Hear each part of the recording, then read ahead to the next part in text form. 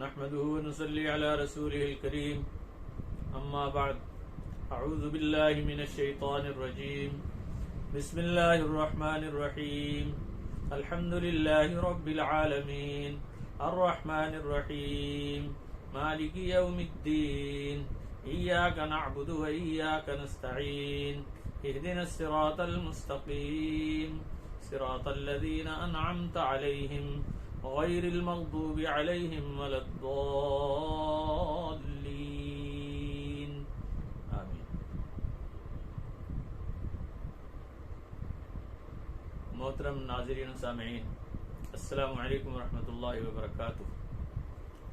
درس قرآن کا سلسلہ جاری ہے.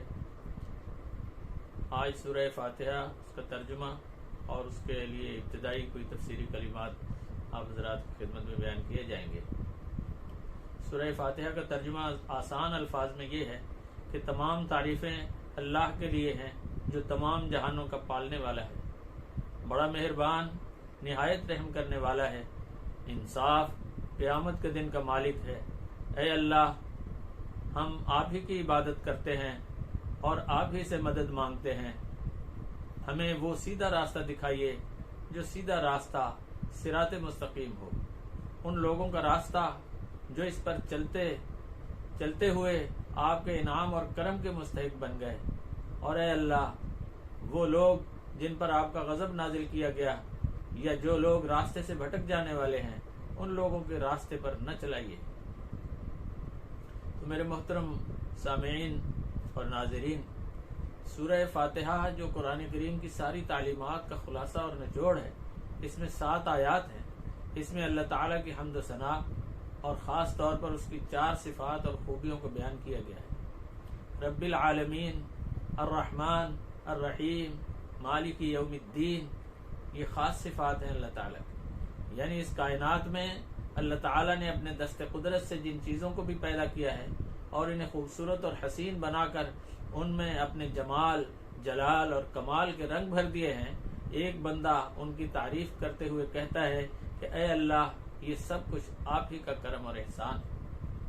آپ ہی خالق ہیں، آپ ہی مالک ہیں، رازق ہیں اور ہر طرح کی خوبیوں کے پیدا کرنے والے ہیں. ہم ہر وقت آپ کی حمد و ثنا کرتے ہیں.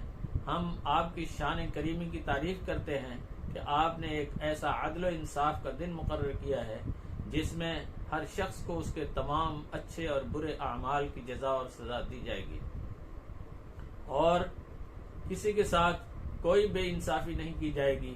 لہذا اے اللہ، ہم آپ ہی کی عبادت اور بندگی کرتے ہیں. ہم آپ ہی سے اپنی مرادوں کو مانگتے ہیں. آپ ہی دینے والے ہیں. ہم نہ تو آپ کے در کو چھوڑ کر کسی اور در پر جائیں گے اور نہ کسی اور کے سامنے اپنی پیشانی کو جھکائیں گے، اور ہر حال میں صرف آپ سے اپنی مرادیں مانگیں گے، کیونکہ آپ کے سوا دوسرا کوئی معبود اور مشکل کشا نہیں ہے. اور اے اللہ، ہم آپ سے درخواست کرتے ہیں کہ ہمیں وہ سیدھا اور سچا راستہ دکھا دیجئے جس پر چل کر آپ کے بندے آپ کے انعام اور کرم کے مستحق بن گئے.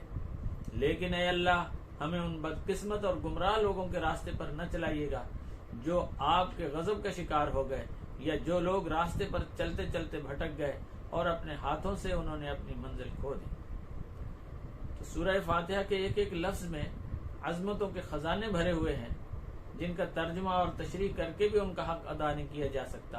لیکن سمجھنے اور سمجھانے کے لیے سورہ فاتحہ کے چند الفاظ کا ترجمہ اور تشریح آپ حضرات کی خدمت میں بیان کی جائے گی. سب سے پہلے اللہ، یہ لفظ الہ سے بنا ہے جس کے معنی معبود کے آتے ہیں.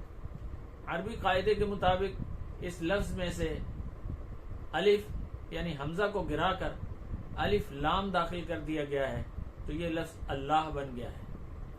اللہ اس میں ذات ہے، یعنی اللہ وہ ہے کہ جس کی ذات اور صفات میں کوئی شریک نہیں ہے. نہ وہ کسی سے پیدا ہوا اور نہ اس سے کوئی پیدا ہوا، نہ کوئی اس کے برابر ہے. وحدہ لا شریک ہے. اسی طرح وہ تمام نظام کائنات چلانے میں بھی کسی کا محتاج نہیں ہے. وہی سب کا خالق ہے، مالک ہے اور آقا ہے.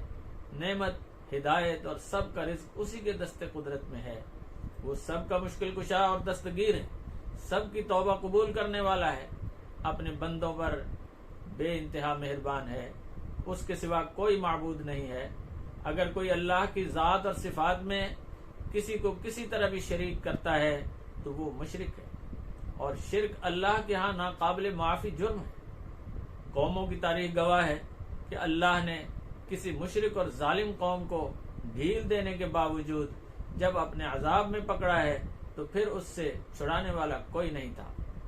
جب وہ مشرک اور ظالم قوموں کو مٹانے پر آتا ہے تو ان کو اس طرح صفائے ہستی سے مٹا دیتا ہے کہ ان کے کھنڈرات بھی باقی نہیں بچتے، اور وہ اپنے نیک بندوں پر کرم فرماتا ہے تو انہیں دنیا اور آخرت میں ہر طرح کی نعمتوں سے نواز دیتا ہے۔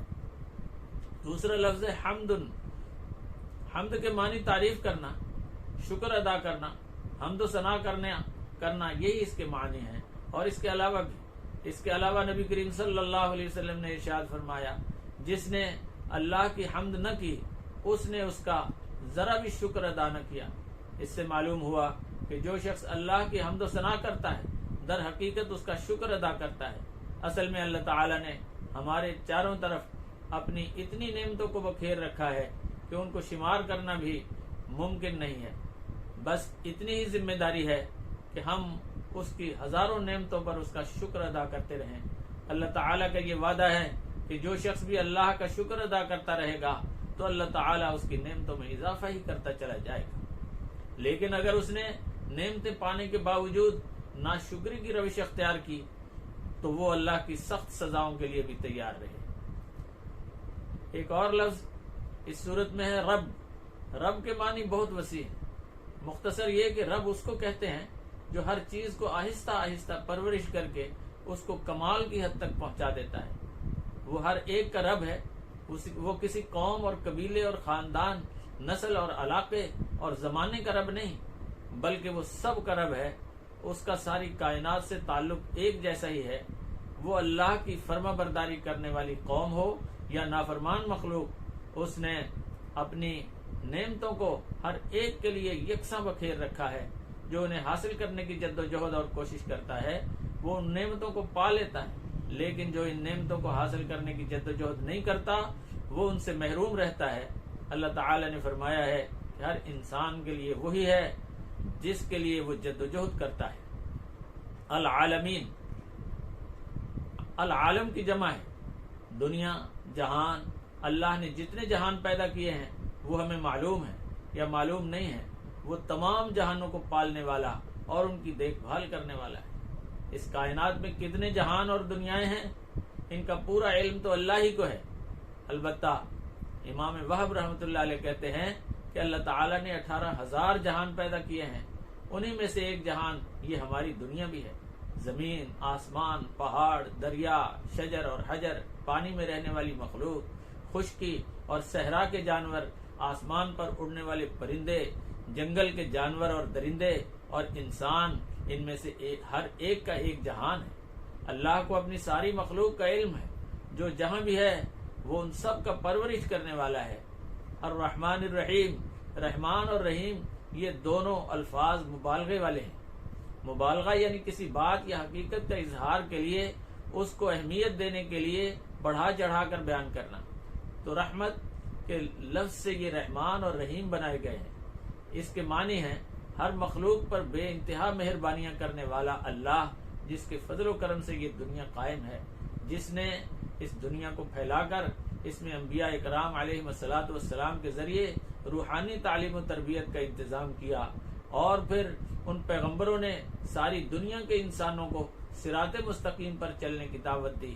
رحمان اور رحیم وہ ذات ہے جو دنیا اور آخرت میں کام آنے والی ہے۔ بعض علماء نے فرمایا ہے کہ رحمان، لفظ رحمان کا تعلق دنیا میں بسنے والے انسانوں سے ہے، یعنی وہ اللہ جو اس کائنات میں بسنے والے انسانوں پر بے حد مہربان ہے۔ لیکن الرحیم کا تعلق دنیا اور آخرت دونوں سے ہے، یعنی وہ اللہ جس قدر اپنے بندوں پر اس دنیا میں مہربان ہے، آخرت میں اس سے بھی زیادہ مہربان ہوگا۔ اس کی تائید اس حدیث سے بھی ہوتی ہے کہ جس میں رسول اللہ صلی اللہ علیہ وسلم نے ارشاد فرمایا کہ اللہ اپنے بندوں پر اس دنیا میں جتنا مہربان ہے، آخرت میں اس سے 99 درجے زیادہ مہربان ہوگا۔ جب قرآن کریم میں لفظ رحمان آیا تو عربوں نے بڑی حیرت سے کہا کہ یہ رحمان کیا ہے اور کون ہے؟ تب اللہ تعالی نے سورہ رحمان نازل کر کے بتایا کہ اللہ اور رحمان دو ذاتیں نہیں ہیں، بلکہ ایک ہی ذات کے دو نام ہیں۔ رحمان وہ ہے جس نے اپنے کرم سے کائنات کی ہر چیز کو پیدا کیا ہے، اور وہی آخرت میں بھی کام آئے گا۔ یوم الدین، جزا اور سزا کا دن، بدلے کا دن، حساب کا دن، اس کے ایک دوسرے معنی بھی کیے گئے ہیں کہ دین سے مراد اسلام اور اطاعت کے ہیں، یعنی قیامت کے دن وہ ہوگا جس میں اسلام اور اطاعت کے سوا کوئی چیز نفع نہیں دے گی۔ تو در حقیقت یوم الدین کہہ کر سارے معانی کو ان دو لفظوں میں سمیٹ دیا گیا۔ تو باقی باتیں انشاءاللہ اگلے درس میں ہوں گی۔ اللہ تعالی مجھے اور آپ کو سمجھنے کی اور عمل کی توفیق عطا فرمائے۔ وآخر دعوانا ان الحمد للہ رب العالمین۔